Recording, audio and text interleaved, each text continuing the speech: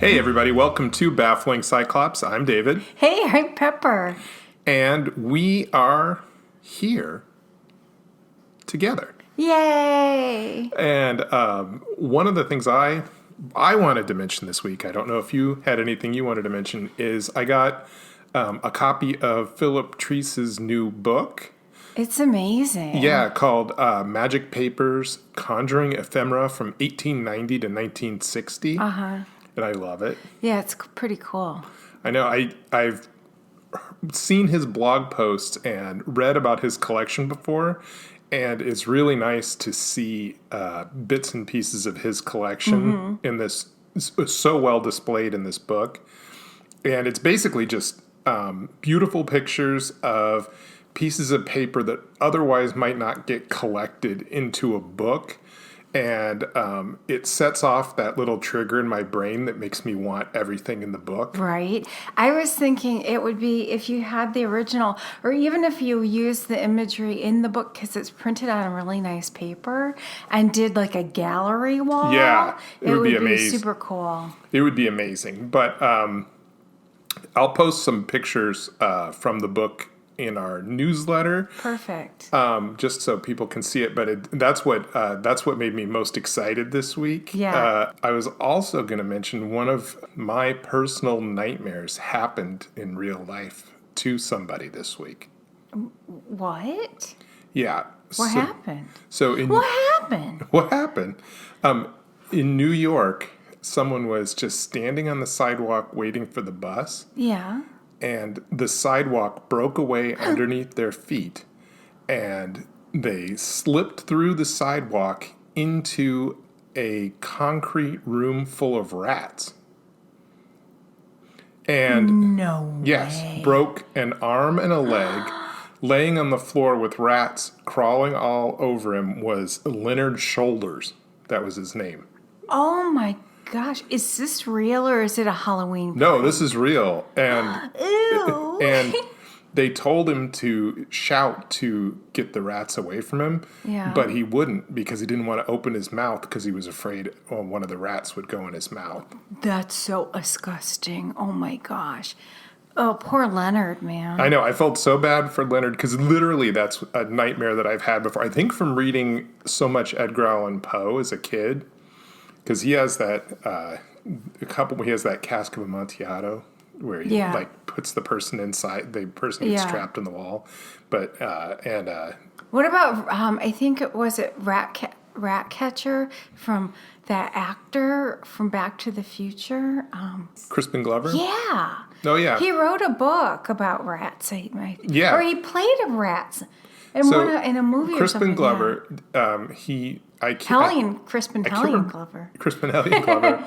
I can't remember the name of his book. It's called The Ratcatcher something. And he didn't actually write it. What he did is he found an old book and he just crossed out words and sections of the book so that what was left formed a completely different story than what was originally intended by the book.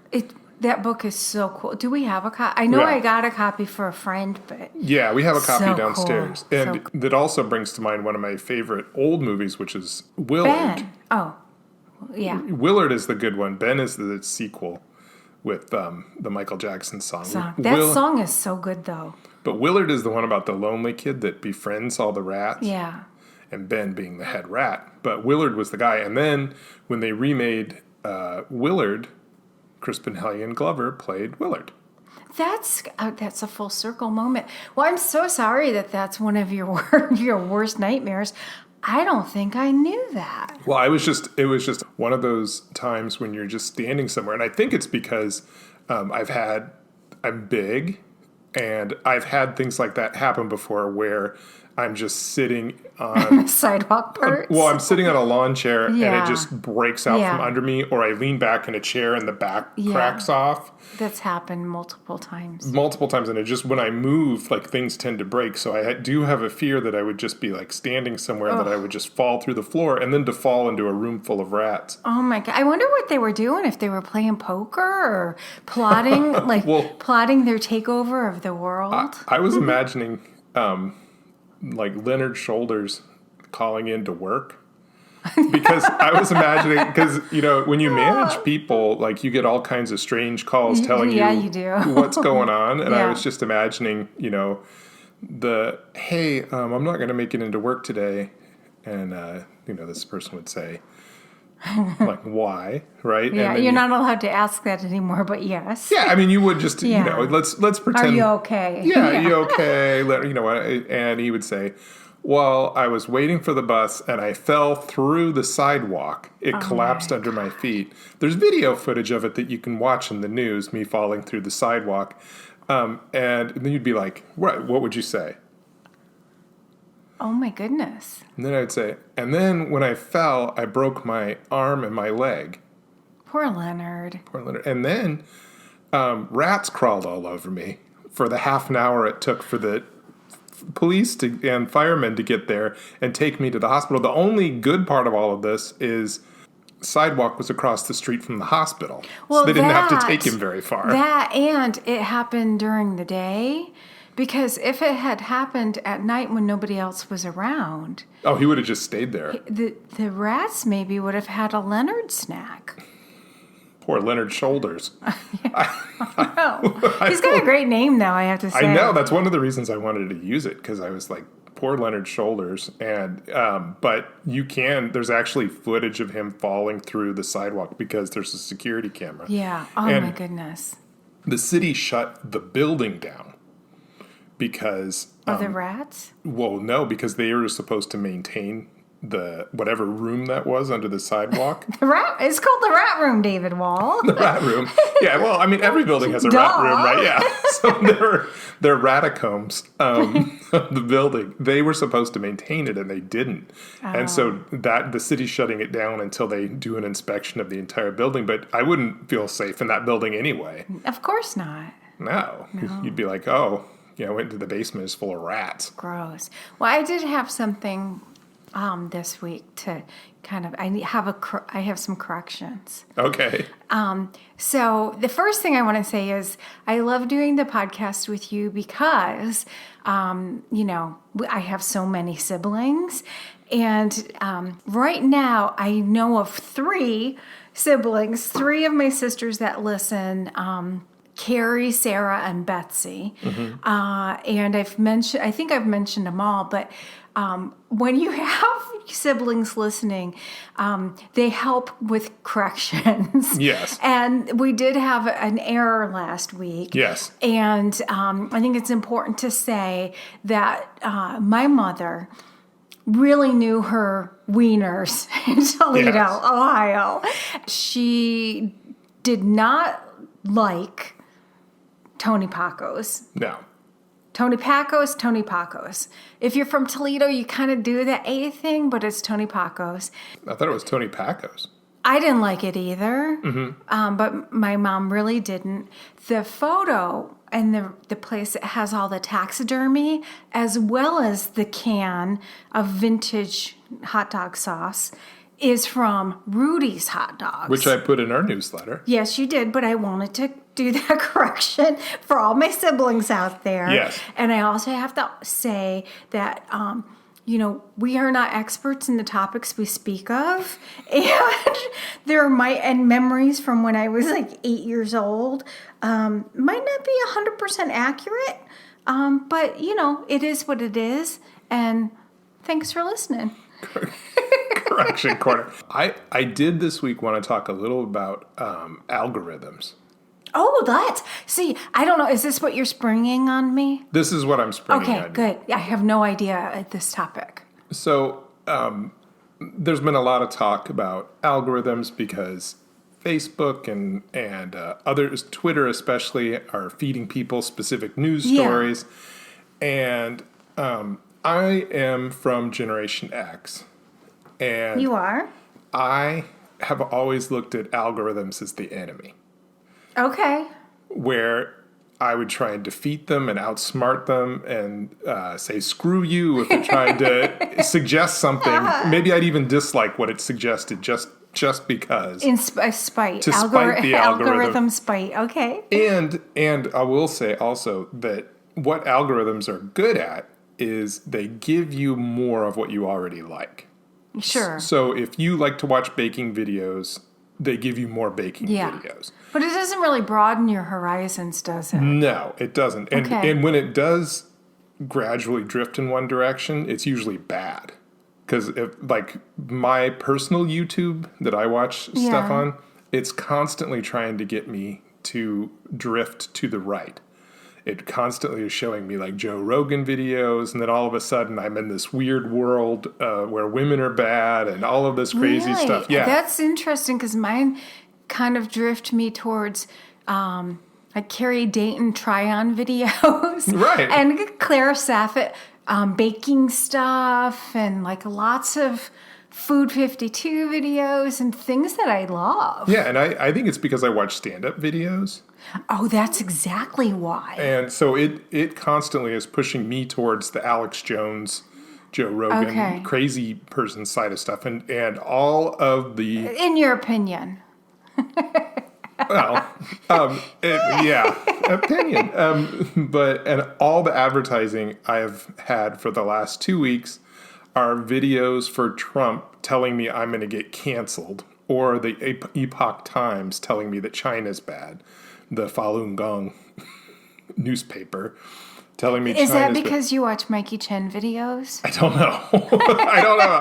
I think it's just they're like, he likes comics that curse. He's afraid of being canceled. I think they think that that's something that people have in their head. Do they know that you're like a white dude? I guess probably from the algorithm they know I'm a white dude. Okay. I mean, from what I watch. Okay. But Angela at my work has her degree in psychology and social media and what it's like to be a social media person. Okay. And she is really made a study of TikTok. Okay. And she told me that TikTok, the algorithm is really different than it is everywhere else, and she's not even sure how it works. Oh, okay. And I think I figured out part of why it's different. Tell me. So I think that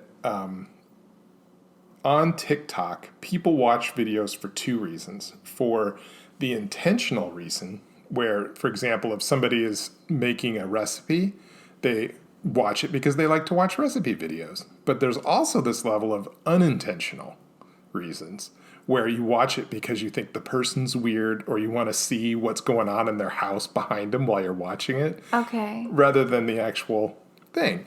So when you start watching the TikTok videos, it gauges whether you watch an entire video or if you like it or follow the person. What about, does it track your eyes? Probably tracks your eyes. So what happened is she kept encouraging me, watch more videos and you'll see it'll get more and more like what you want.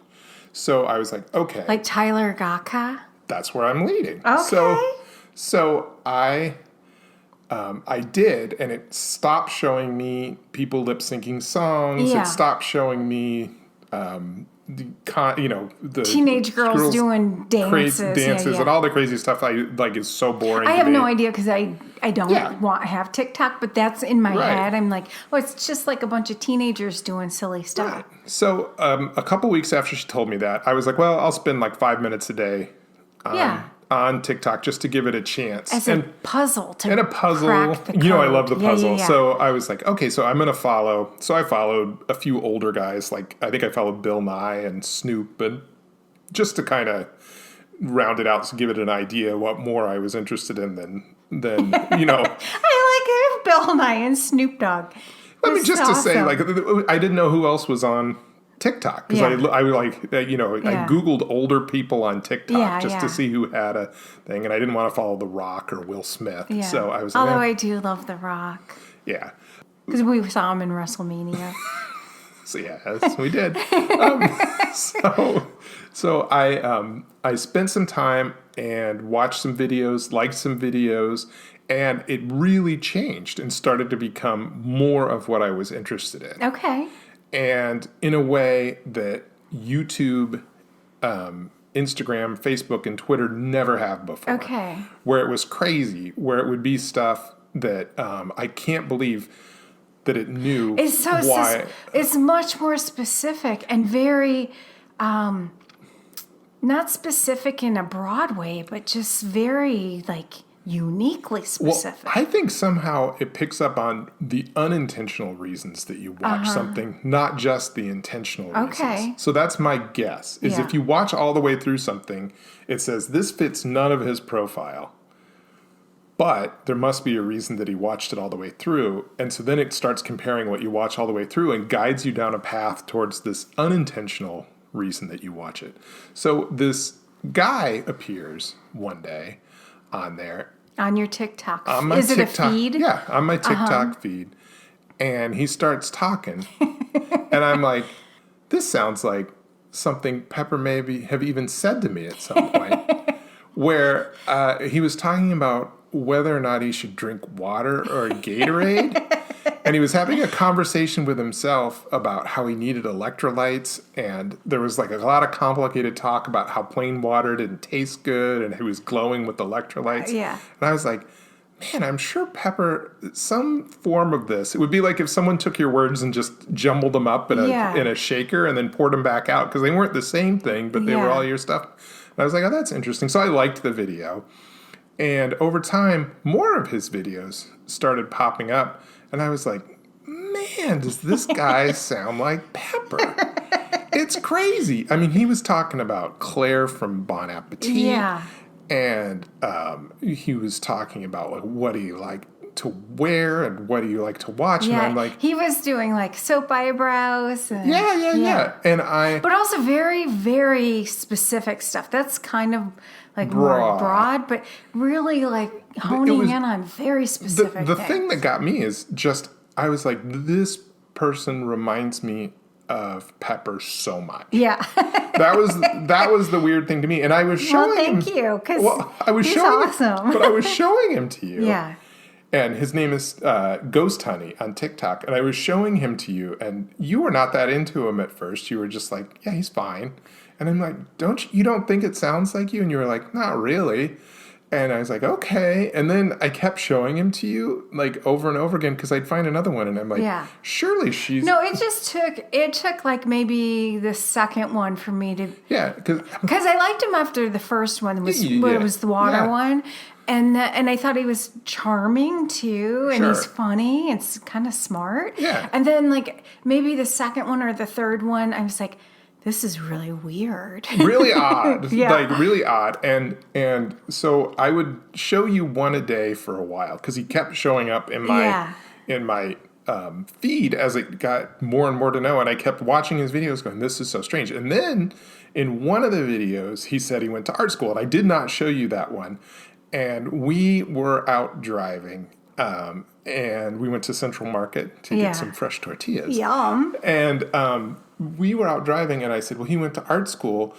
And we both looked at one another, and we're like, wouldn't it be weird? Yeah, I said, he seems like he could be from Ohio. Yeah. Because, like, even though we haven't lived in Ohio for over 25 years, because I feel like a Seattleite at this point. But it seems like on our podcast we talk a lot about Ohio. Yeah. And I notice my Toledo accent comes out when I do the podcast, not my Columbus accent. But I lived in Columbus for 10 years? Yeah. Not quite 10 years, but he seemed like he was maybe an Ohioan. And I didn't know if he still lived in Ohio, but I got that feeling from him. Yeah. And I absolutely have, like, I know it sounds crazy, but after watching a bunch of his videos, like this connection with this kid. And I was even saying, when we started watching the Claire Saffitz videos, I joked and said, "Oh, well, I called her our daughter because we don't have children." But I'm like, she could. Wouldn't it be great if she was our daughter, or maybe she was a little sister? I think she's. We would have been pretty young to give birth to her, but she seemed like I felt like a little connection with her, and I kind of felt that same way with Tyler Gatka. That's his real name. I'm like, God, this kid, like. It's just this weird familiar thing. And I'm like, I wonder, because I went to art school as well in Ohio. I didn't graduate, but I went for a little while, and I was like, God, I wonder, like. And turns out he went to the same art school. We attended the same school. Years apart, but decades apart. And it looks like he lived in the neighborhood you and I lived in. Yes. In Columbus. It looks like Victorian Village. That's where we lived. And he does a couple videos where he's like roaming around. Yeah. And it was like, oh my gosh, this is the weirdest thing. And he even ended up teaching there for a while after graduation. Found the love of his life, and they moved to California recently. Yeah, they moved to Los Angeles. So they moved out of Ohio to the West Coast. Yeah. I love his husband because his husband, like the brow video, where he's like doing soap brows, which is just where you use like a glycerin soap and you put it in your eyebrows to help shape them. But I think I told you his husband was there maybe a filming. And you have to press your brows down. And his husband, in my memory, in my mind palace, he's kind of swatting at his hands gently, saying, stop, you're hurting yourself. They're so cute together. So he ended up being from the same, well, he didn't grow up in Ohio, but. Yeah, was it Kentucky? Yeah, either Kentucky or West Virginia. Yeah. And I mean, we cyber-stalked him a little bit. We didn't go too deep. I did. No, I totally did. I followed him on Poshmark. He doesn't have any listings, but I followed him on Poshmark, and I actually like reached out to him because I wanted to buy one of his silkscreen. He's got this. He's like, he is such a talent. Like in my opinion, his talent was too big for that art school and too big for maybe his state where he was at that point in his life. Yeah. So, but I just thought it was interesting that within just a couple of weeks of using TikTok, it took me from lip syncs, from little kids lip syncing to my doppelganger. And that's why I think that they use the unintentional reasons that you're watching rather than the intentional one. Because it's not like I'm watching videos about waxing eyebrows or... No, it's not waxing. I'm sorry, soaping eyebrows. Sorry. What is the benefit to soaping an eyebrow? Well, so I don't know much about it. I have done it before. It helps control, in my opinion, it helps control kind of unruly eyebrows. And it also kind of thickens your eyebrows a little bit so they stay in place. So you just use soap and leave it on there? Yeah, you put the soap on it just a little bit. You make a paste out of it. And then you put it on your eyebrows with one of those little spoolies. And then you put them in place and press it down. And then you could put color if you're going to use like a brow filler or pencil. You can then do your color over it. It's been around for a couple years, but I think it's... If it rains, do you get soap in your eyes? Yeah, you do. Are you like crying suds? Yeah. You got to be careful, and you have to be careful about the soap you use because it can get a little itchy. Okay, so, but I don't watch videos about that. No, you don't. You don't like watch videos like that. But can I tell you which video I watched of his that put it over the edge for me? Yeah. And it was on YouTube because I like to watch YouTube videos. Yeah. I'm not on TikTok. But Tyler was making vegetarian chicken and dumplings using Bisquick. And I was like, oh my gosh, he could be my family member. He could be our child. Like, it's crazy. I just am trying to figure out, I'm trying now that this happened to go back through what I watched and what I liked. To get you there. To get me there. Yeah. Because I would say it very strongly read at least part of my taste. Which is me. But right, that's what I'm saying. It didn't like put me in some crazy out there thing where I was like, I don't know what the hell is going on here. It put me in an area where I was like, this is strange. It's strange because it also is very different than what you specifically like. Right. You're interested in like Philip Treese and novelty and magic, and just you have a wide variety of interests. Yes.